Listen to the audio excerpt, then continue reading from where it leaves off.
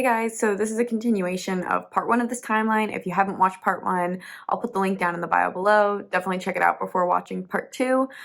This part will have about 10-15 minutes at the end of manga spoilers as of February 11th. So if you are not if you haven't read the manga and you don't know how the story ends, then I'll give you plenty of warning to click off before that point. I also just wanted to say really quickly that we do have the return date for season 4. I believe that it will be airing on March 3rd, and it will be a 1 hour long special, and then the rest of the material will come out sometime before the end of 2023. That's all according to Mappa, so I'm really looking forward to seeing this get animated, but that's enough about that. Let's just jump into the timeline, and thanks for watching.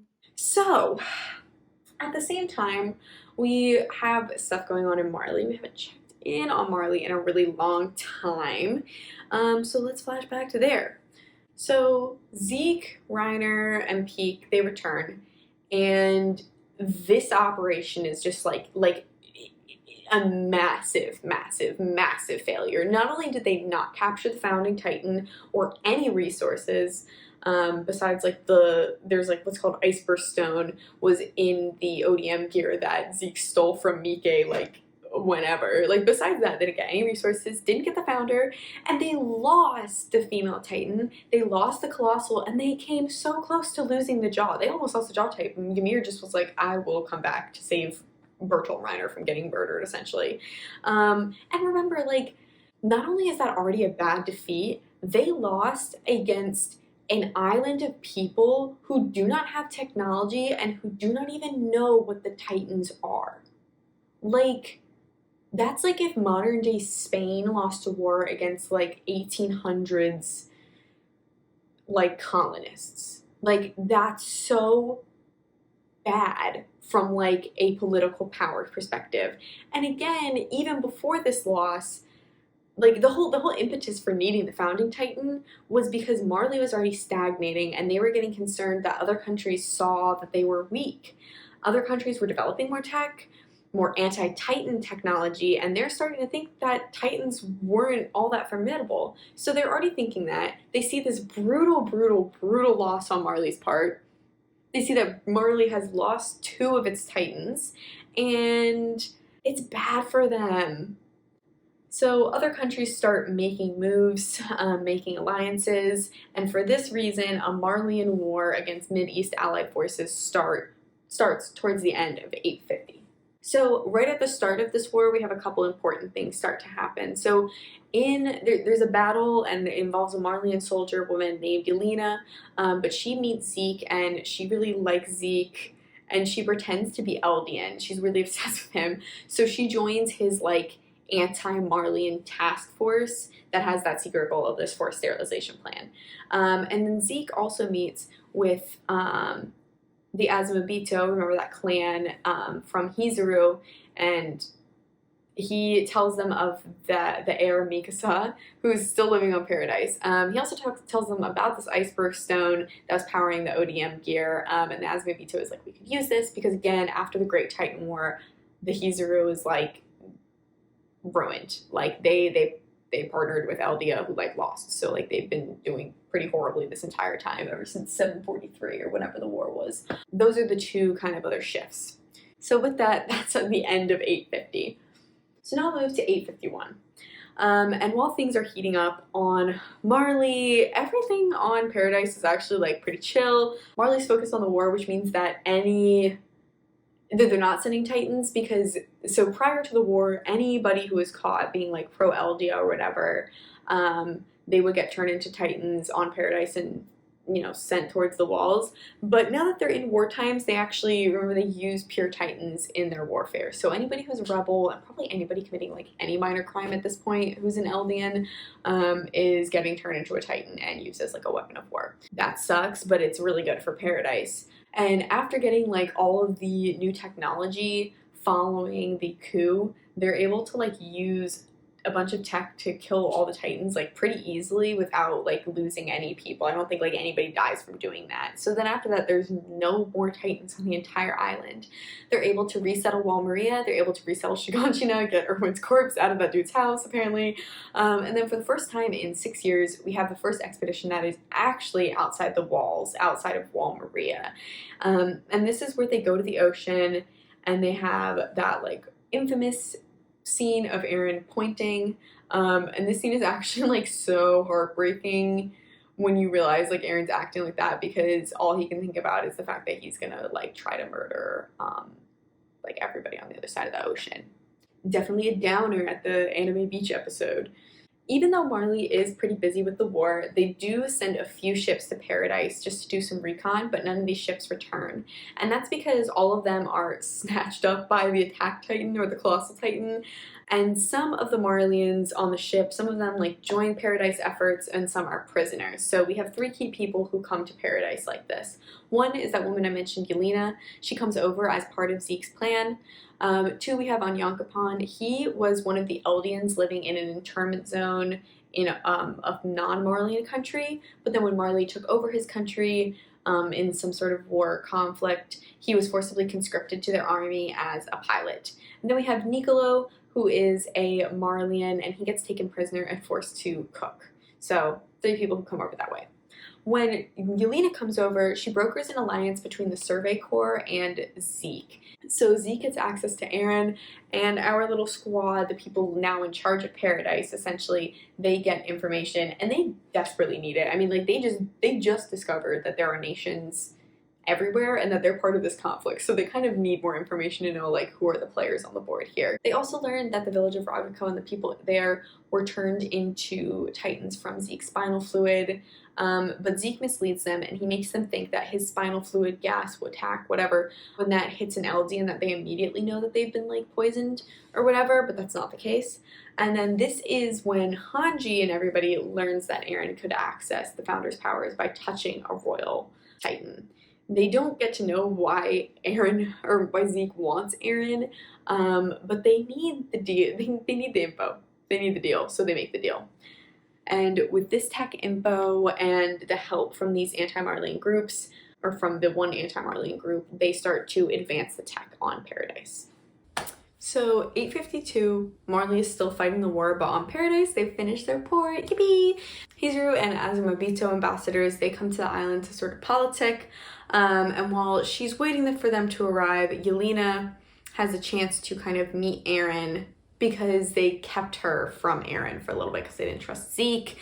She kind of fangirls a little bit, whatever. So when the Azumabito and the Hizuru ambassadors, they do arrive, they talk about alliances. Mikasa learns of her Azumabito heritage, and the political stuff, that's really what's important here. Like, sorry, Mikasa, like, no one cares. I remember, like, I totally forgot about, like, all the stuff about her, like, getting branded, like, way back in season 1, and when we first saw this, I was like, what? I was like, what is happening? But anyway, so that happens. But the politics stuff is for Eren to trigger a mini rumbling and only genocide a little bit of the world, just to sort of show Paradise's power, and to kind of like stop other people from like attacking them. Then they're going to raise Paradise's tech, have the Hizuru lead a mediation with the rest of the world, and then kind of globalize, raise their tech more, whatever. And Hizuru will obviously prosper as a nation as well. They'll keep up the threat of a rumbling by passing on the Beast Titan to someone with royal blood and passing on the Founding Titan to just someone else. So ergo, Historia must have heirs. Hanji and the rest of the people, they were not massive fans of committing a genocide, who knew? And they want to hold off and find another plan, but the clock is sort of ticking on this. Also, we just have some general bonding in this year. So Eren expresses how he loves the Survey Corps, loves his friends, and doesn't want anyone to have to inherit his Titans and be like limited to a 13-year lifespan, but of course someone will have to.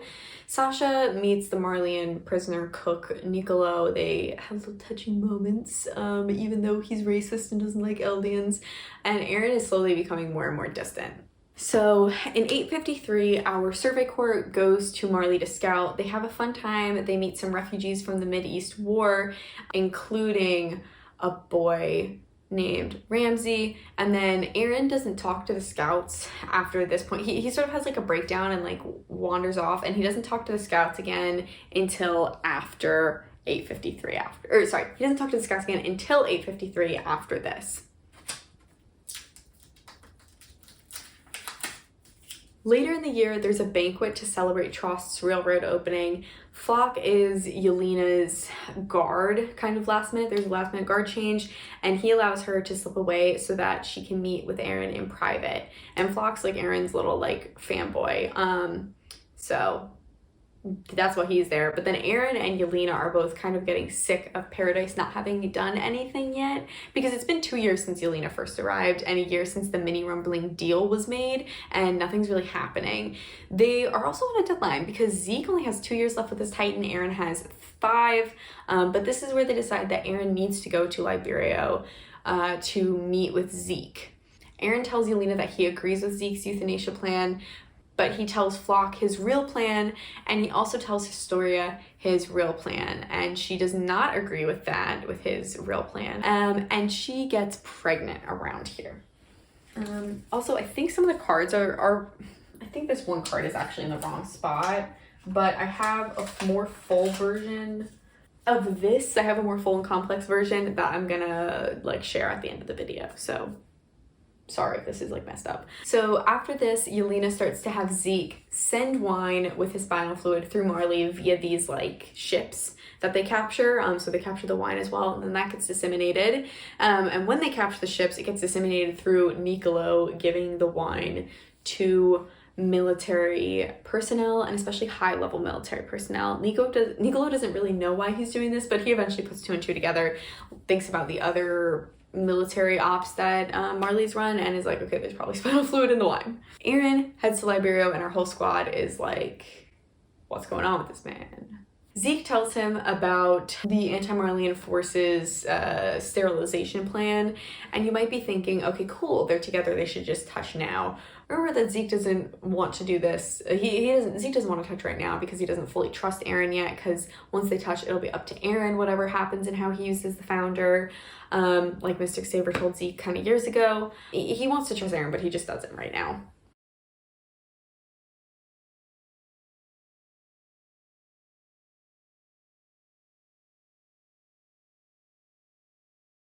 Aaron also asks him about the Ackermans, and kind of asks if like the bloodline is the reason why Mikasa protects him so much. And Zeke's like, no, not really, like she just loves you. Like it makes them really strong, and it makes them like capable of protecting somebody really well, but they're not blood required to protect somebody specifically, so she's doing it because she loves you. Yeah, that concludes 8:53, and now it's time to move on to the meatiest year, 8:54. I'll be kind of bisecting this year because about halfway through, as you can see, is where the anime ends, or where the anime is up to now. So I'll be cutting off and then explaining the rest. So if you have only watched the anime, I'll give you like plenty of warning to click away from the video before you see the manga spoilers. So the year is 8:54. We're in Marley, and Marley's been at war with the Mid-East Allied forces for 4 years now. For a while, they were really losing because the Mid-East had really crazy battleships. They like kind of dominated the sea, and it was like really bad for Marley. Marley's army consists of Marleyans, and it also consists of a bunch of Eldians, and specifically the Eldian warrior kind of unit. Those are people who want to inherit warriors. So we have our actual warriors, but also the people who are still trying to compete for the honor of inheriting a Titan. So let us introduce some of those people. We've already introduced Commander Theo Magath. He's not Eldian. Obviously we have Zeke, who's captain of the warrior unit, even though he has those secret plans against Marley. At this point, Reiner is vice captain, and this man wants to die. We have not heard from him since 8:50, when the Operation Retake Wall Maria happened, but like rough. Peak is still a warrior with her cart Titan. Porco, who ate Ymir, is the Jaw. Then we have the warrior candidates. We have Colt Grice, who is next in line to eat the Beast Titan. And we have Falco Grice, his younger brother. Gabby Braun, who was Reiner's cousin. Udo, who was an Eldian from a foreign country before moving to Marley. or kind of getting like relocated to Marley, and then Zofia, who's just kind of like a person. And these last four are all competing to inherit Reiner's armored titan. Also, fun fact, kind of just as a reminder, that Colt Grice and Falco Grice are nephews of the man who recruited Grisha to the Restorationists. I just think that's really cool. So like I said, it was pretty bad for Marley at the beginning of the war, but since then Marley has turned the tide of the war, and this little warrior unit is on the front lines of a battle of Fort Slava, of an enemy fort, so they're in enemy territory. So first, Marley and humans go in, nothing, not very successful. The Allies have an anti-Titan gun mounted on an armored train. It's kind of just like goes around the fort, like protecting it, but our little trickster Gabby puts that out of commission in like a very clever way. Once she's done that, it's basically open season. So they drop... This is like the cruelest, like, this is like a diabolical plan, but they drop Eldians who have Zeke's spinal fluid in them, and they drop them like over, and then while they're like falling onto the fort, they like have Zeke scream, and they like, it's basically Titan bombs. It's like, okay. Then the armored Titan and the beast Titan, they jump down, they kind of finish off the fort. Zeke takes like a handful of ammo and throws it at the bay, destroying the Mid-East naval like base, their fleet. And that basically like ends the war, it wins the war. But the rest of the world still kind of counts the Mid-East Allied forces as like having a partial victory, because they showed just how successful anti-Titan tech could be. Like, they still had a 4-year war where they were successful for a very long time. So again, the Titans aren't looking like as formidable. Like, it didn't really help Marley's position that they won the war, except for the fact that like the war's over. Like, obviously that's good, they're not actively fighting a war, but like more trouble is still on the way if they don't figure something out. At least that's how they feel. So they're in a tricky spot politically. So with that in mind, and without the pressure of an ongoing war, Marley is basically like, we really need to get that founding Titan. So they kind of relaunched that operation. And then they're also like, we have to invite ambassadors to a festival in Liberio as like a peacetime thing, you know, making, I don't know, celebrating war's end, but also like, you know, continuing the political game. Aaron had previously been kind of sneaking around Marley, but when all the injured Eldian soldiers returned to Liberio, he takes this as an opportunity to cut off his leg and stab out his eye and disguise himself as a wounded Eldian soldier, and then he goes to like a Liberio hospital. At the hospital, he meets sweet little baby boy Falco for the first time, and they have a brief conversation here, but nothing special. If you remember all the way back to the Great Titan War, I mentioned a family called the Tiber family. They're the most important Eldian family because they're known for ending the war. Remember, they also hold the Warhammer Titan. So for years, the Tibers, like, they were known as the one who ended the war, who had this hammer titan. Like, it was Helos Tiber who ended the war. And for like a long time, the Tibers were like totally chill just to let the Marley military do its thing and like subjugate Eldians and whatever. But when Willie Tiber becomes the family's head, his sister with the Warhammer Titan, she told him the truth of the war. So he actually learns like the real story, that Helos Tiber just made a deal with the Fritz. He's not like a hero, whatever.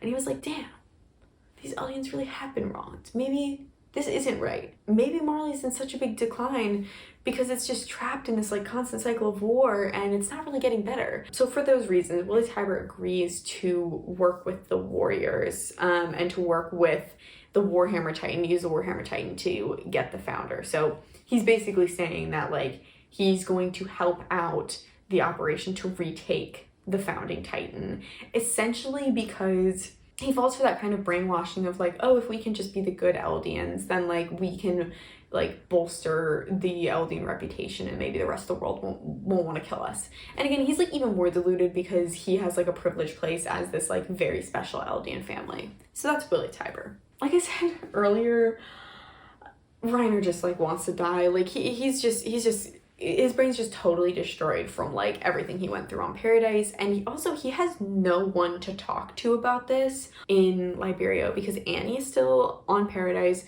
Bertolt's dead, and if he talks about like the struggles of being close with your enemy or whatever, like he's gonna be dead. Like him and his family are gonna get punished for that. You can't be sympathetic to like you can't have any moments of compassion for the enemy and like the bad Eldians or whatever. So he tries to end his own life, but then he hears Falco outside the window, and this stops him because he still has a responsibility to these kids and to at least try and prevent them from having to go through what he went through, because they're basically trying to do the same thing again, and a whole other round of kids is going to get chosen to lead another operation.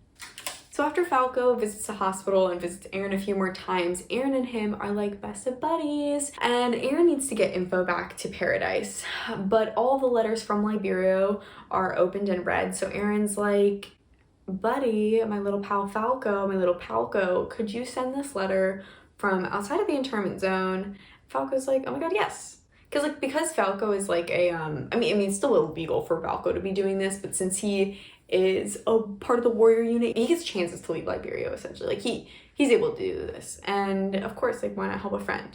So our Paradise pals, they get the letter, they read Aaron's plan that involves this upcoming festival that I talked about that's going to be held in Liberio, and they're not happy about it, but like, they don't really have a choice but to go along with it, because it's the same thing that it's always been, where Aaron is important because Aaron has the Attack Titan and the Founding Titan, and Aaron is the only chance that Paradise has. So they have to go get him. They have to do the same thing that they always have to do and save him no matter the cost. Willie Tiber speaks with Theo Megath and tells him that the Tibers are the ones really leading Marley. I don't know if that's honestly really true.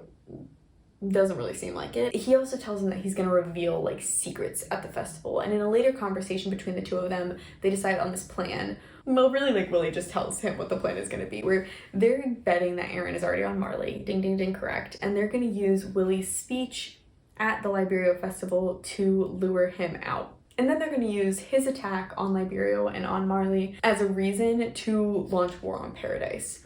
So with all the ambassadors there, they've invited ambassadors, remember, to this festival. So the ambassadors are going to get attacked. That's going to gain them foreign support. And then they're going to have the resources that they need to start a war right after they just finished one. But that's why the festival is held in Liberio, in the Eldian internment zone, because they don't want little Marleyans to get hurt unnecessarily. So they have to put it with the Eldians, obviously. Like I said, Willie is stuck in like this really weird mindset. So from the outside, obviously this is like, bro, this is not the plan that somebody who wants to help Eldians comes up with. Like, it's just not. His logic isn't very consistent to the outside world, but that's his plan. And then we have like just like a really tiny moment that is just like another really cool connection, where in the hospital, Aaron meets his grandfather. He meets Grisha's dad, who is like senile and thinks that he's a doctor at the hospital. It's not really important, but it's just like, whew. Like, that's the first time he's ever met his grandfather. It's kind of crazy. So now it's time for the festival in Liberio, and Aaron has Falco bring Reiner to this basement right behind the stage. Poor Falco, bro. He like really thinks he's like helping. He's like, oh my god, your old friend. And Reiner's like, old friend. Okay. But Reiner goes down and is like, shit. That old friend. Yelena has snuck back to Marley at this point, and she lures Peak and Porco into a trap, but Peak is very smart, realizes something's off with Yelena, and tells somebody that she doesn't trust her, and is like, can you follow us? She lures them into a well, so they can't transform because it's like too tight. The play starts, and Willie Tiber very artistically reveals the truth of the way that the Great Titan War ended. He basically explains how the Helos war story was a farce because Fritz really left on his own accord and allowed Helos to be the hero. So now everyone knows that there was never a rumbling threat. But then he catches everyone up on Aaron Yeager and is like, but he's threatening the rumbling. Like, it was fake before, but guys, now it's real. Like, this is scary. Like, I don't know. If I were everybody else, I'd be like, why would I believe you now? But anyways, nobody really has time to evaluate the legitimacy of that whole story arc, because as he's finishing his speech, Aaron breaks through the stage and eats Willie Tiber. So like, I guess Aaron was a threat. Reiner transforms and shields Falco, but after this, like, he's just totally demoralized at this point. He's down for the count for a little bit, because again, Titan shifters, like, they can heal, but they need to have the will to heal in order to do it, and like, Reiner is will-less right now. Like, he literally no reason to go on at the moment. In the chaos, Udo and Sophia die. Rest in peace. Willie knew that this was gonna happen. I mean, the dude's not stupid. He like set himself to be bait. Sometimes bait gets bitten. So his sister with the warhammer Excuse you. His sister with the Warhammer Titan, she transforms, but Aaron starts beating the living shit out of her before she can even finish transforming. He can't eat her though because she's in crystal. She literally wants to be Annie so bad. Annie invented the crystal moment, get the memo. So Peek and Porco, they get rescued because, again, Peek had the foresight to tell somebody that something was off, and they join the fight. Our Paradise Squad, they finally arrive. Sasha shoots somebody right in front of Gabby. Mixa attacks the Warhammer Titan in order to help Aaron. Armin, in his colossal form, destroys the port and the naval forces, and it's like really hard for him. He's like, oh my god, this is what Bertolt must have seen. I mean, true. Levi pretends to kill the Beast Titan, but he actually just sort of like absconds with Levi, or with Zeke, and takes him to an airship. This was all part of the plan spelled out by Aaron in a letter. Jean almost kills Falco and Peek, but he misses. And then on Yonkapon and Hanji, they arrive kind of lagging behind a little bit in the airship. So that's the airship that Levi eventually sneaks Zeke onto. So Porco and Peek are fighting our squad and Aaron, and Peek's seen our little survey squad. She knows how scary they are, but Porco hasn't. And remember, like, they're all thinking about the squad as island devils with out-of-date technology, and he lives in a world where like everybody is terrified of the Titan, so he can't really comprehend the idea that somebody would like fight a Titan, like a normal human would fight a Titan, even though he's like heard about it. He just like can't really comprehend it. So he's like taken aback, he's really caught off guard, and Aaron uses this moment to use his head as like a nutcracker to break through the Warhammer Titan, like the Tiber sister, to break through her crystal, and then he like juices the woman. Like, when I first saw this, like, I was legit speechless. Like, that's so fucking raw. Little Gabby is like, okay, where's my cousin? Where's Reiner? She starts screaming for him to like save Porco, because Aaron is about to eat him. And she kind of snaps him out of this like Willa state, but like this poor dude, man, he just wants to die. He just wants to die. So Aaron almost fights him too, but Mikasa stops him. She's like, brother, we have done enough. Let us leave. So they all retreat to the airship and they start to head away. Gabby is filled with just like such complete and utter hatred for Aaron and all the island devils. So she shoots a garrison soldier who is hanging off of the airship. He falls and like falls right in front of Gabby with his gear still attached to the ship. So she grabs his like gun. Also, they're using basically the same gear that Kenny and his anti-personnel squad used, fun fact. But she grabs it and like basically is about to trigger it to like pull her back up onto the ship, and Falco sees her about to do this and runs on and grabs onto her, and they both head up to the airship. They get on board and Gabby shoots and kills Sasha, and it is very sad. Aaron has a very odd reaction to her dying. He like laughs basically, but everybody's understandably very mad at him. And again, like they didn't know about his plan to go to Liberia. Like they were not on board with this in the first place. They were basically forced by him to do this, and now one of their friends is like dead. So our inner squad is sad, but Flock and a couple other people are like, we did it, we beat back Liberia, we like, they're like celebrating. Everybody's like, bro, somebody died, like what is wrong with you? Zeke is also on board the airship, like I mentioned. Levi doesn't know why, like still doesn't know why why Aaron and Zeke need to be together for this plan, and they don't trust him. Like they're all very unhappy. Back on Paradise, they jail Aaron, they jail Gabby and Falco, and Levi takes Zeke and hides him in a forest. So they have a funeral for Sasha. Niccolo attends, and Mr. Blouse, Sasha's dad, is at the funeral, obviously, and Niccolo invites him to the restaurant because Sasha loved his food so much and he wants to like share it with Sasha's family. At this point, tensions are really, really, really high between everybody on Paradise. Pixis and Hanji do not trust Yelena, they do not trust Zeke, and they don't really trust Aaron at this point. Because they don't know what his plans are. Like, nobody's telling them really anything. So after they get a bunch of, like, the syringes, like the Titan serum from Yelena, Pixis has her, Anyankapon, and all of these anti-Marleyans imprisoned. So while everybody is busy with these tensions brewing, Gabby beats her jailer to death with a brick, and then her and Falco escape jail. So they run away and they are taken in by Kaya. That was the girl who Sasha saved when the Ragako village was turned into Titans, because Kaya lives with the orphanage that Historia started, and this orphanage is ran by Sasha's father, Mr. Blouse. So really just a lovely culmination of random little things we've learned. So speaking of Historia, she's also adding to the tension. So they don't trust Zeke, but they need a Titan with royal blood in order to do the mini rumbling plan, and the obvious solution would be to have Historia turn into a Titan.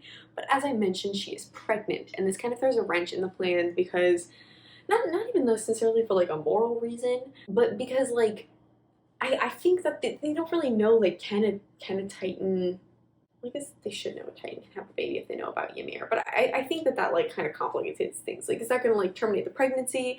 And again, not just for moral reasons, but like they need her to have heirs. So they don't turn her into a Titan because she's pregnant, but a lot of people are like, you should just do it anyways. Like, screw the Zeke guy, he sucks. And also, like, it's not helping tensions that a lot of people feel like she only got pregnant to avoid getting turned into a Titan, which, like, yeah, it's probably true.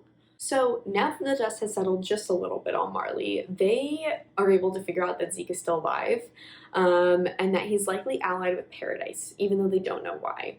They still don't know that he has royal blood, and I'm gonna be honest, it's like very, very, very surprising to me that at this point they're not at all concerned with like getting somebody with royal blood. Like way back, Aaron Kruger was very preoccupied with making sure that Marley didn't learn that Dina Fritz had royal blood. So they know that royal blood is important. I'm going to assume that they know that royal blood is needed to access the founder. So like they've been so preoccupied with like obtaining the founder this whole point, but like never with royal blood. I mean, not like it would have been easy, but they definitely could have kidnapped Historia, like, here. Like, they definitely could have, like, gotten her if they, like, really tried. And I don't know, it's just, like, weird. Like, they don't know they have somebody with royal blood on their side. Like, shouldn't they be worried about it? And I get that they're, like, first and foremost concerned with getting the Founder Titan so that the enemy can't use it. But if you know that the enemy could realistically use it, then shouldn't you also just try to get, like, a 2-for-1? Get the founder and the royal blood? Whatever, I digress. Like, they're probably just too focused on Aaron. But regardless, they decide to launch a surprise attack on Paradise because they figure that Zeke will be thinking that Reiner and Marley will wait a bit. They're going to try to subvert those expectations and plan a surprise attack as soon as possible. So, back on Paradise, Flock and Louise, the girl who saw Mikasa unblock Demo Reeves' carton truss all the way back here, they leak news of Aaron being jailed because they are really big fans of Aaron and they're trying to trigger public outrage and put pressure on the government to free him. So pressure is definitely placed when they leak this. And at this point, we have the Yeagerists kind of really form. And these are a group of Aaron supporters. And they're at this point now a political force. So to recap the playing field at this point, we have Marleyans, warriors who are honorary Marleyans, anti-Marleyans who follow Zeke, the Hizuru Nation who wants Paradise resources, our Survey Corps squad, so like Levi, Hanji, all of them, who are more or less leading Paradise along with Zackley and Pixis right now, and we have the Yeagerists who follow Aaron. So it's not as simple as Marley versus Paradise anymore. It's like very complicated, and at the core of this, the question is, what does Aaron actually want? Like, does he agree? Like, he says he agrees with Zeke's plan, but that doesn't really fit what we know about him yet, up to this point, or what his friends know about him. So because he's becoming more and more this unknown factor, General Zackley, who is leading Paradise, he starts to put together a plan to feed Aaron to someone else. Because sorry, Aaron, I love you to death, but we really just need the founder. The Yeagerists learn of this plan, and they are obviously not on board. So they help Aaron escape, and then they assassinate Zackley. Rough. Also, like, before this, there was a scene of Aaron, like, kind of like attacking Hanji. It's just hard to see. But anyways, Zackley's dead. Marley is moving fast to launch their surprise attack, so Peak and Porco secretly infiltrate Paradise. Pixis is Zackley's successor, and his back is, like, really against the wall. So the Yeagerists aren't really a minority group in terms of numbers. Like, most people don't understand why Aaron's like being treated this way. He's like their savior or whatever. And he's like, okay, I guess we're gonna have to negotiate with the Yeagerists. Hot political times ahead. But let us take a break from all that hot political talk to just have a nice dinner, because Mr. Blouse has decided to take Niccolo up on his offer of a free dinner, and he brings himself and all his orphans to the restaurant. So Kaya has very acutely discovered Gabby and Falco are Marleyans after they were screaming about it, or from Marley, obviously they're Eldians, but she, with her kind heart, is like, oh, well, there's a Marleyan at this restaurant who maybe can help you get back home. Maybe these island devils aren't so mean after all. So while they're at the restaurant, our Survey Corps members arrive and they're asking some questions. Jean almost drinks the spinal wine and Niccolo is like, don't. They're like, okay, that's weird. Like, I thought we were friends. Why can't we have some of your wine? Gabby and Falco pretend to go to the bathroom. They find Niccolo and they're like, hey, we're your candidates. Be stuck over here. Also, Gabby's like, I did such a cool thing on the way over here. You will never believe I killed this woman. It was like so cool. And Niccolo's like, oh. So he's obviously really pissed because he loved Sasha. He gets a bottle of wine and goes to smash it over Gabby's head, but Falco jumps in front of her to save her, smashes it over his head instead, and so then some of the wine gets in Falco's mouth. Uh-oh. At this point, the Survey Corps is like there because they heard all the commotion. Niccolo tells them that he suspects that Zeke put his special spinal sauce in the wine, and they put together this part of Zeke's plan. So the Yeagerists now enter the restaurant, the restaurant's just booked and busy at this point. They capture the Survey Corps and reject the negotiation efforts that Pixis had suggested. Flock is also like, yeah, no, I know the wine was poisoned, you idiots. I was part of the people who helped the plan. Flock, he's been on part of this plan since day one, unfortunately.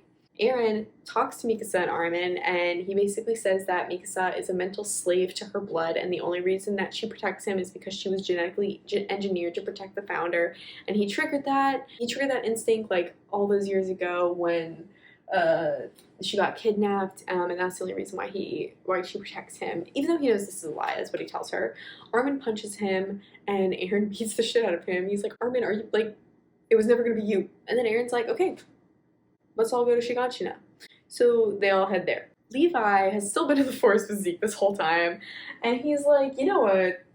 Enough of this guy. Let's have him Getty. Zeke is like, no, I don't think I'm gonna do that. So he does like a mini scream, and every soldier in the forest but Levi gets turned because Levi likes to drink tea. We all know this.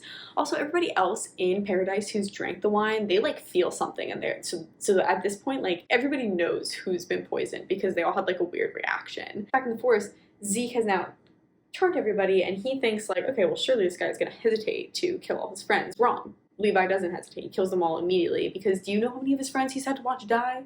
There's no hesitation from him. So then he goes after Zeke, pulls him out of the Beast Titan by chopping off his arms and his legs, and then Zeke passes out for a little bit. Also, since they now know who has drank the wine, they start to give everybody armbands based on like if they were on the Yeager side, if they drank the wine, and if they like didn't drink the wine. I don't know, it's like this whole like categorization system. But so that happens. Our pal Keith Shaddis is leading a training op in Shiganshina, and all the recruits are like, this is stupid, why do we have to learn how to fight Titans? Humans are our enemy now, we don't need to learn this. Flock shows up with the whole group from the restaurant, minus the orphanage. Obviously Mr. Blouse, like he goes home. And then Flock goes like kind of crazy, and he's like, beat the shit out of Keith Shaddis or you're gonna go to jail. So all the recruits do that. Well, Keith like lets them do it. But yeah, everybody thought that was a bit much, because it was a bit much. So then Flock and Hanji leave to go grab Zeke from the forest. Like Flock basically forces Hanji to tell him like where Levi was holding him. And the rest of the Survey Corps is jailed in Shiganshina. All of the soldiers, like I said, they're all jailed if they drank the wine, and like they have those designations. So Zeke wakes up to see that he's tied up, and he has a thunder spear in his heart, rigged to explode. Levi was pretty clever with that one, except that Zeke has like, he like remembers all these things, remembers Mr. Kasaver, and he just decides to transform anyways, and blow up Levi. So Zeke is like obviously pretty injured from that too. But the founder, Ymir, takes control of a pure Titan and has it put Zeke inside its stomach, and she basically pulls Zeke into the coordinates. So in the coordinates, she rebuilds him. So then Hanji and Flock, they find Levi, and then Zeke, like, comes out of the Titan, and, like, while that weird thing is happening, Hanji uses that, like, distraction to escape with Levi, and Flock is like, whatever, we really just need Zeke. He brings Zeke back to Shiganshina. Porco infiltrates Shiganshina, where all the soldiers are, and kind of, like, pretends to be one of the soldiers. Eren goes to talk to Gabby, and Pete comes in and threatens Eren. She's like, no, like, I'm kind of on your side. I want you to defeat Marley. Follow me and I'll show you the enemy. And he's like, okay. So Pete starts to lead them all up from the, like, basement area where Gabby was jailed.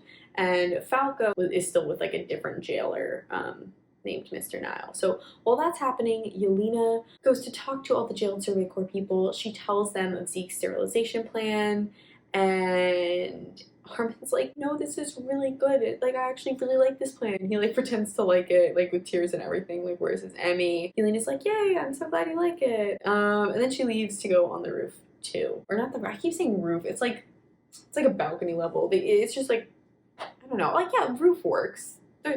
They're just high up and outside. Peek, Eren, Yelena, and a bunch of other soldiers are all there. Eren's like, okay, point to the enemy. Peek is like, and points to Eren. And Eren is like, okay.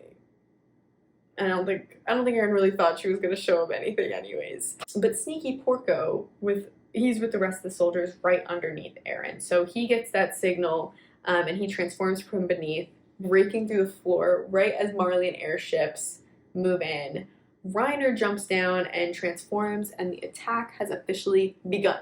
So in all this chaos, Gabby tells Peek and Magath of something she overheard on the airship back from Marley, and they basically work out that Zeke does have royal blood, and that the plan is for him and Eren to touch and trigger something bad, so they have to stop that from happening. Zeke arrives, like, climbing over the wall. Onyankopon, who was not privy to all of Yelena's plans and the sterilization plans, he comes back down to free the Survey Corps. They're all like, to do what? like, what is the point anymore? Like, Eren is apparently on board with the sterilization plan. This is all, like, bad. Everything's, like, very, very bad right now. And they don't even have the rest of Paradise who agrees with them because everybody else is on Eren's side. But Armin is like, no, guys, like, we know Eren, you probably gotta have, like, a different plan. And everyone's like, okay, sure, like, if you say so. So our Survey Corps squad, they get freed, and then they free all of, like, the wine-tainted soldiers. I don't think that was a smart move in hindsight, but whatever, that's what they do. And they start to get ready to enter the fight. Mikasa is still really bent out of shape by what Eren said to her, and she takes off her scarf. That Yeagerist girl, Louise, is like, okay, I love Mikasa, now I can be her because I have her scarf. So she, like, steals her scarf for, like, a minute. Gabby has now met up with Colt, who came with the Marleyan army. Mr. Nile lets Falco go with them, even though he's, like, his jailer. He's like, bro, do you see what's going on? I don't care. I mean, it's a bit more touching than that. I'm being a little callous, but that's what happens. So Porco and Reiner are a little beaten down from, like, all the fighting. Theo Magath is with Peek's Cart Titan, and they shoot Zeke down to stop him from reaching Eren. So when they shoot him, Colt runs up to him and begs him not just do his scream because Falco drank some of the wine, and Zeke's like, but he screams, and everybody turns. Like, everybody who's drank the wine. So basically everybody I've mentioned except for our, like, main players. Then I guess to, like, make up for it, Zeke, through the paths, like, tells Falco to eat Reiner. But then Porco sees memories of Marcel tricking the army and causing Reiner to become the Armored Titan. And Porco lets himself be eaten by Falco because he, like, feels bad about that, because he should have taken Reiner's place all those years ago when Reiner got chosen to be a warrior. So now Falco has the Jaw Titan and Porco is dead. At this point, Eren is pretty close to Zeke. So Eren exits his attack Titan and starts running in his human form towards Zeke. Gabby steps up to the plate with her gun, and she takes aim and she shoots Eren's head off. Like, his head flies off, but his spine shoots out of Eren's head and makes contact with Zeke. So, great shot, Gabby, but, like, not fast enough. Eren and Zeke are in the coordinate.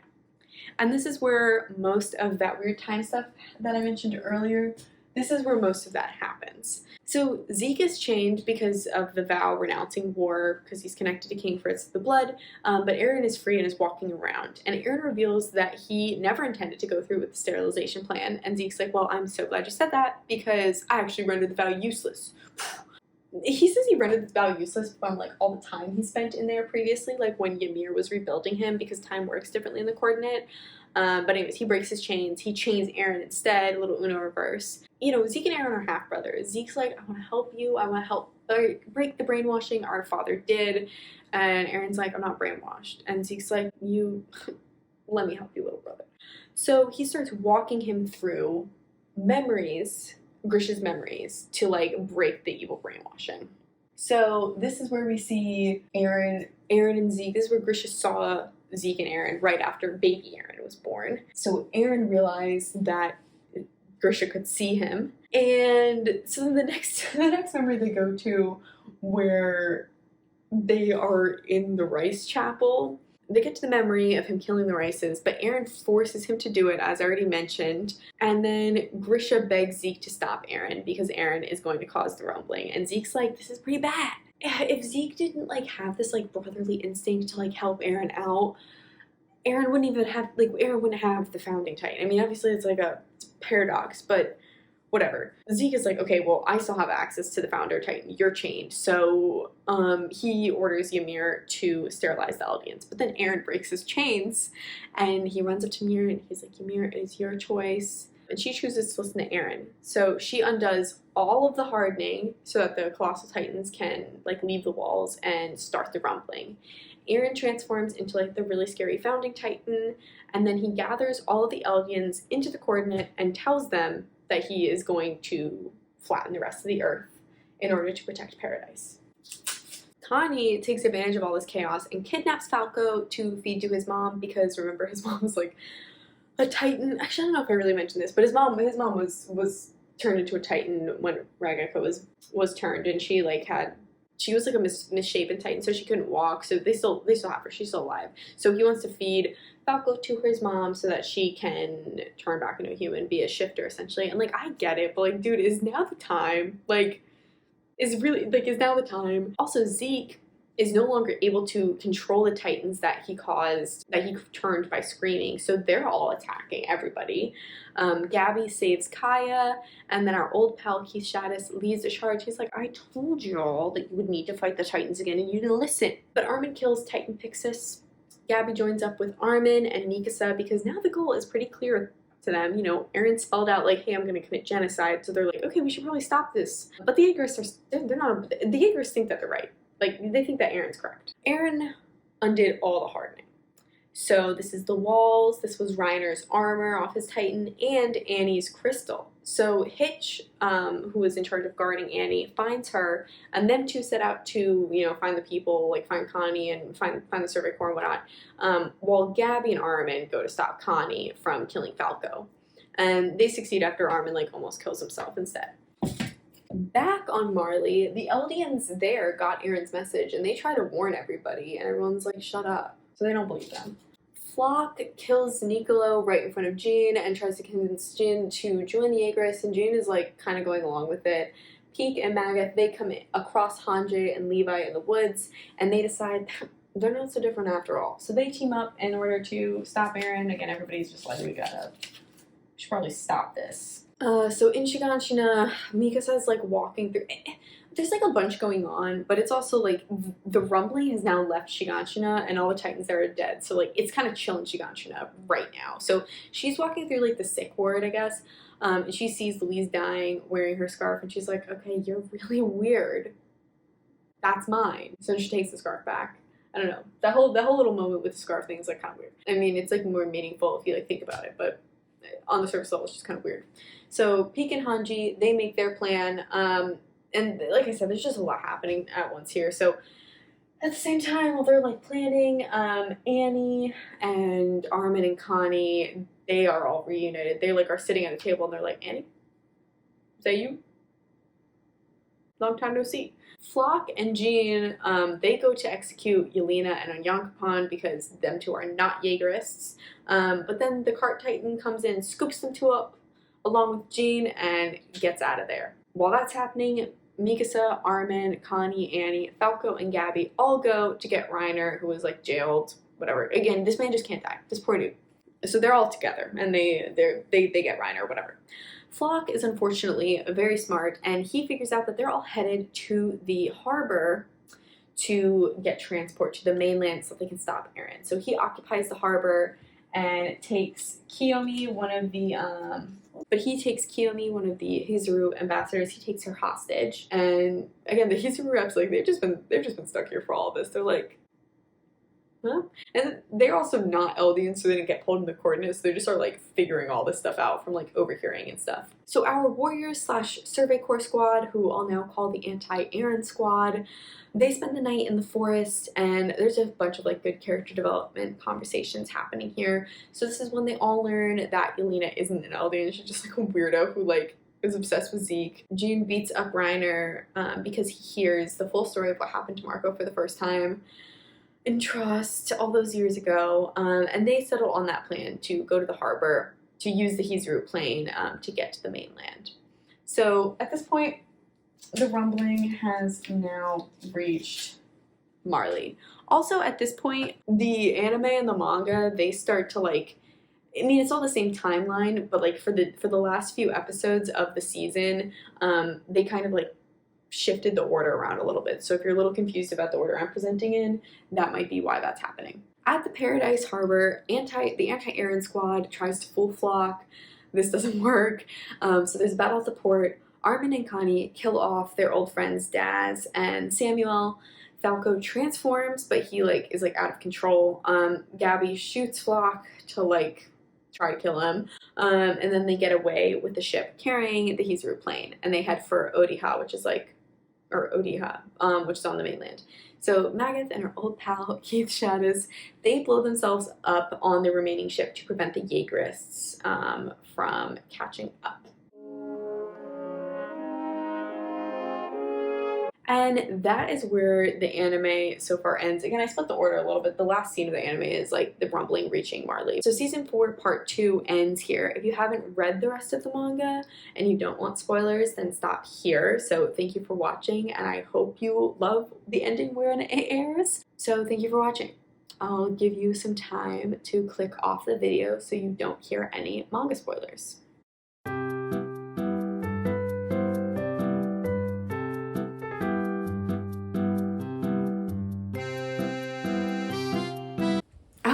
So we're going to finish up with the parts left in the manga. Thank you if you're still watching this ridiculously long video. But before I finish where I kind of just left off, I want to kind of reveal some of these as well. So when our squad went to Marley to get more information, I mentioned that they met refugees, and one of them was named Ramsey. So the whole reason why Eren had his kind of meltdown and why he like what really broke him, why he stopped talking to everybody, was he apologized to Ramsey because he saw him killing this boy in the rumbling, and he apologized to him, and it's really sad. We'll reveal more as we go. So when the rumbling reaches Marley, Ramsey and all the refugees die. While Armin is on the ship, Eren talks to him through the coordinate. But Eren won't remember this conversation until after Eren dies. So in this conversation, he tells Armin that his whole plan is for the Survey Corps to be heroes against Eren and the rumbling, so that the whole world might like Eldians more and might like Paradise Eldians more. So in a way, his plan is basically the same plan that Helos and Fritz had all the way back in 743, only this is on a much larger scale because Eren's plan includes genocide. Eren also reveals that he forced Dina Fritz to kill Carla because he needed Bertolt to live. So originally when Dina Fritz's Smiling Titan was walking towards Carla, Bertolt was there first, and Dina Fritz was going to eat him, and Eren forced her to kill his mother. So there we go. Armin forgives Eren and says that he understands why he's doing everything that he's doing. I don't think he really does agree. I think he just gets that his words aren't going to mean anything. And I think he knows he's not going to see his friend again. And even though like Eren is like totally in the wrong, obviously, Armin like still cares for him and is still his friend, and he sees his friend kind of being tortured by all this, so he just says what he says to like just give Eren like a little bit of peace. Eren also says that he loves Mikasa and that he doesn't want her to forget about him, but because he loves her, he wants her to be happy. He's just like, Eren is just a mess in this. But anyways, Armin forgets all of that for the time being. Annie and Armin also talk on the ship. Yelena decides to tell the Survey Corps where Eren is headed for. He's headed for Fort Salta, and they make a start on getting the plane ready to fly there. But Annie decides she's giving up since Liberio and Marley are likely already destroyed, and she's just too tired, which, like, I mean, I get it, but also, like, girl, you were in a fucking crystal for the past 4 years. Like, can you do something? So the rumbling is now approaching Odia, and they're getting the plane ready at the hangar when Flock enters the hangar because he didn't die when Gabby shot him, but after some fighting, he's dead now. So after they kill Flock, the rumbling is fully at the hangar now, but the plane is not ready. It's not ready to go onto the ship. So Hanji makes the decision to stay behind and stall the Colossal Titans to give everybody a bit more time to escape. And they are able to get away, but Hanji dies and she sees all of her fallen comrades right after she dies. And oh, I am going to be so destroyed when that gets animated. Like, I'm literally on the verge of tears while editing that part and looking up like the manga panels to put in the video. Yeah, so that is really sad. So Annie, Kiyomi, Gabby, and Falco all stay on the boat, but everyone else who is still alive heads on the plane to Fort Salta, with Onyankopon piloting the plane, our very convenient pilot for the series. So at this point, Eren pulls them into the coordinate for one last conversation, and he says that they will have to fight him because he's not going to stop, but he also says that he's not going to use the Founder Titan to prevent them from fighting him because it's really important to him that they have their free will. Falco, on the boat, realizes that he might be able to get some of the Beast Titan's powers because it was the Beast Titan's spinal fluid that turned him into a Titan. It wasn't what made him a shifter, but it was what made him into a Titan. So he has the Jaw Titan, but he's like, well, maybe I can get a little bit of both. Back with the Liberio Eldians, many of them take to the trains and take the train to Fort Salta in the hopes that they can get some airships there. Everyone is understandably trying to flee the oncoming rumbling. Well, they're either trying to flee or they're trying to fight because the Marleyan army tries to bomb the rumbling, but that's obviously not going to work against these massive Titans. They also... the army also takes to some of the airships, but the Beast Titan, controlled by Eren now, knocks them out of the sky. On Paradise, Historia starts to give birth, and that's kind of understandable. Pretty stressful time, could definitely for sure trigger labor. So our squad arrives to the front and starts to fight Eren when something off happens. Eren basically resurrects all of the 9 Shifter Titans, so any form that the previous shifters have taken, all of those forms are resurrected. And Armin gets eaten by an Okapi Titan that is controlled by Ymir. Oops. Also, I have to note, and this is again what I was saying before about Bertolt's stupidity that gets passed on to him. And I mean, it's a little bit of guilt too, I can get it. But like, why doesn't he transform? Why is he fighting this literal, like, destiny deciding battle as a human when he is legit the Colossal Titan? I can't, like, I know the Colossal Titan isn't as nimble, but like, bro, come on, like, you're not the most gifted fighter as a human, like, what are you doing? But whatever. Levi gets his leg bitten off while saving Connie. Falco finally decides to test out his theory, and he's right. He transforms into a little, like, not little, he transforms into a bird titan, but this transformation sinks the Ahizeru ship. In his bird form, he carries Annie and Gabby, and they fly to the front. Annie has decided that she's back in the game. So, great. So Peak, as I've mentioned before, in my opinion, she's just the best overall in battle. And she manages to wrap explosives around Eren's neck, but she gets attacked before she's able to detonate them. When Armin got eaten, he is pulled into the coordinate by Ymir. And so while there, he talks to Zeke and all of the past Titans who were their friends. So like Bertolt and those people, they all overhear this conversation that he has with Zeke, where he's like kind of trying to convince Zeke to like help a little bit. So they decide to join the fight, and it's like pretty emotional. So following this conversation, Zeke exits his Beast Titan and allows himself to get killed by Levi. When Zeke is killed, this stops the rumbling because the connection to the royal blood is broken. And Jean takes this moment to detonate the bombs that Peak set, blowing Aaron's head off. Aaron tries to reattach his head by having another like spine thing like pop out, but Reiner with his armored Titan holds back the spine. So at this point, Aaron is just the attack Titan again. While he's holding Aaron back, Gabby and Annie and like that whole squad, like they reunite with their loved ones, who are all like watching, because this is all happening like at the fort. So while they're having that reunion, gas starts to emanate from the spine, and every single Eldian turns into a Titan, except for the Titan shifters and except for the Ackermans. So that's pretty bad. That's not good. Like Jean, Connie, they're all Titans now. So Armin, who's not a Titan because he's a shifter, he goes to fight Aaron, who's now in his attack Titan form, and Levi and Mikasa go to help out, and they attack Aaron's mouth with thunder spears. This is a maneuver they've tried before. They like hit the joints of his jaw, hinge it open, and go through the Titan's mouth to access Aaron's head this way.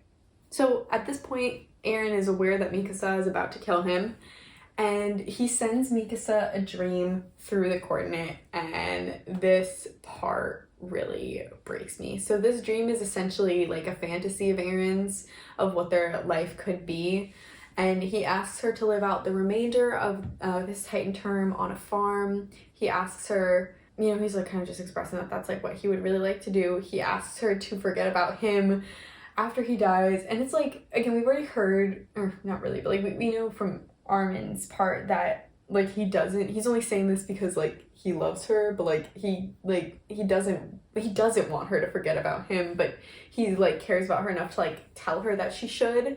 And then in this dream, Mikasa gets to talk to Aaron one more time, and she tells him she'll see him later right before she kills him.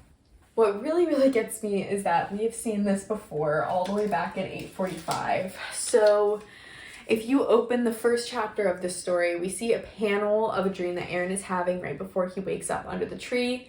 And it's the same conversation from Aaron's point of view, and it's Mikasa telling him that she'll see him later. And when Aaron sent this dream to Mikasa, he also sent it to his past self. So even though Aaron doesn't consciously remember, here he knows everything that's going to happen, like subconsciously. Like he knows how like awful his future is, and then when he touches Historia's hand here, that's when he knows it all. Like that's when he consciously knows like his, yeah. But anyways, he knows all of this, and that's why he wakes up crying in 845. Also, I forgot to emphasize that when he sends back these whole memories to himself, not only does he send the whole like package of what's going to happen, but he sends the desire to join the Survey Corps. So that's why in this day, in the first day we see, sorry, it's not up there, but the first day we see like all the way back over here when he wakes up under the tree, that's why he's so obsessed with joining the Survey Corps and like just on this topic that he won't let go. So this part of the story just really gets me, because Aaron's whole thing is his obsession with free will, but his whole life was controlled by himself. Like he's a slave to himself. He was the one who forced Grisha to eat the rices. He's the reason he wanted to join the Survey Corps in the first place. He was the one who forced Dina to eat Carla. He's forced every single event that drove him to this place where he did the rumbling. And he did this all because in his own messed up head,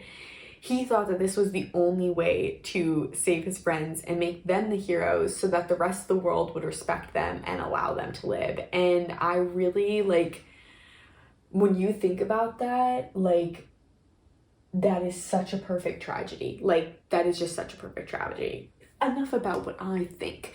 When Mikasa beheads Aaron, Ymir is standing behind her smiling, and she's smiling because Mikasa's just freed her. So this whole time Ymir's been held hostage by the love that she had for King Fritz, and for a long time she saw Mikasa as her as an analog for herself because Mikasa was forced to protect Eren, not because of this like blood thing, but because she loves him. You know, she punched Armin, or like she went to protect Eren from Armin even though she didn't like consciously want to. But now Ymir sees that Mikasa's love for Eren is what really drives her to kill him, and is like part of what lets her do that, and fuels that. And now that she sees this, she's able to break through King Fritz's will and the will of anybody who's like of the royal blood. So she's free from all that. So with that freedom, she uses her founding titan, because again, the founding power was only a power to speak Ymir and to get Ymir to do something. It was always up to her ultimately, and that's what Eren said when he talked to her in the coordinate and said like it was her choice. But anyways, with her freedom, she uses the founder to turn all of these titans back into humans, and she erases the titan blood from them entirely, because again, they can rewrite their physiology. So now all the Eldians are just regular humans. Armin takes credit for killing Eren, and he does this to protect Mikasa from like, you know, like protect her emotionally, and also to give her time to go and bury his head, because I mean, he's a fucking war criminal. Like, they're not gonna get a good burial. But so at the end of this scene, all of our squad gets to see their fallen comrades one last time through the unity of the coordinate. And again, when that part gets animated, Levi talking to everybody, yeah, there's gonna be some tears there. So Mikasa buries Eren's head under the tree where he had that dream and where this all started. That ends that insane battle. So now we have 3 years later in 857. Paradise is now called Eldia, and it's grown in army because they fear retaliation for the rumbling from the rest of the world. 80% of the world was killed in the rumbling, and our survey corps stayed on the mainland following the rumbling. But now they're headed to Eldia to meet with Historia as like peace negotiators. I believe that Mikasa stayed on Paradise after burying Eren. I think she kind of just like went back to living in like the mountains like her family used to live.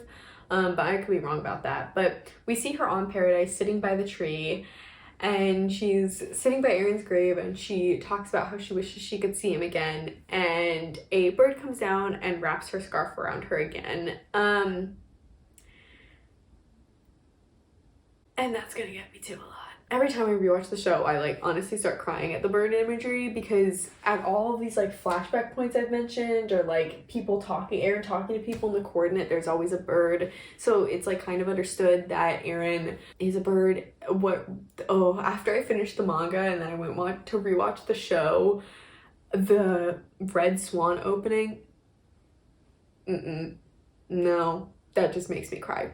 So that was 857. Finally we have, before I get to the epilogue, I'll cover the last card that I haven't uncovered on here. Oh, well, these last two cards that I have to uncover, they go hand in hand, and I'll talk about that before the epilogue. And this has to do with Historia's pregnancy and the question of who is the father.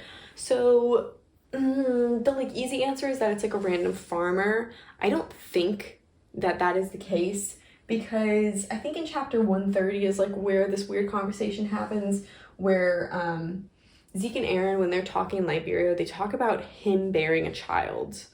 I just think it would be really weird if like it were a random farmer, but that's just the last two cards. But now we'll move on to the epilogue chapter. So in the epilogue chapter, we see time passing around the tree. We see bombs dropped on Eldia. We see this whole landscape leveled, but the tree keeps growing. Far into the future, we see that the tree's grown a lot, and it now looks like the tree that housed the source of life that Ymir touched thousands of years ago. And we see an explorer walking toward it, implying that he might fall into the tree and touch something that was buried below it. So that wraps up the entire manga. What a beautiful timeline we've made. But I just want to talk just a little bit about why I think that this is the perfect story, and the perfect ending from a writing perspective, because I know a lot of people are mad about the ending, and like mad about it to an insane degree. I mean, like, there is no reason to be sending an author death threats like over a story. There's just none. And a lot of people are also theorizing that there's going to be an anime only ending, and I will come on here and eat my words if I'm wrong, but there's not going to be an anime only ending, because number one, that's stupid. like, yeah, there is a lot of, like, weird time travel things, and I get how before you get to, like, the end, you think that there could be a different ending, but when you see the ending, there could never have been any other way to end this story. Like, I'll be really mad if there's an anime-only ending. But, like, an ongoing theme in the story is that nothing changes. When you're talking about global conflict, there's this ongoing struggle, and it's a struggle that's repeated on every single level. It's fractally recursive, to use a favorite phrase of mine from the old academic days. But there's this constant relationship between the oppressor and the oppressed, and it's happening on every single level. You know, Fritz and his slaves and Ymir, you have the Titans and everyone else, you have the Marleyans and the Eldians, you have the honorary Marleyans and the Paradise Eldians, it goes on. You know, Helos and Fritz, they staged this whole battle to create a hero story, and that was not a solution. So Eren commits a genocide to create heroes who kill him, and that's not a solution. Like, how could that have worked when we have basically the same exact thing happening and not working? It would be insane if that worked. Also, you know, it makes me wonder, like, what kind of ending people want, because I think when you're talking about a story that's an analog for a lot of real life, like, you know, it's just an analog for, like, nationalism and, like, these types of forms of oppression. And when you have that, like, it's important to just come out and say that Zeke's solution of forced sterilization is not a solution.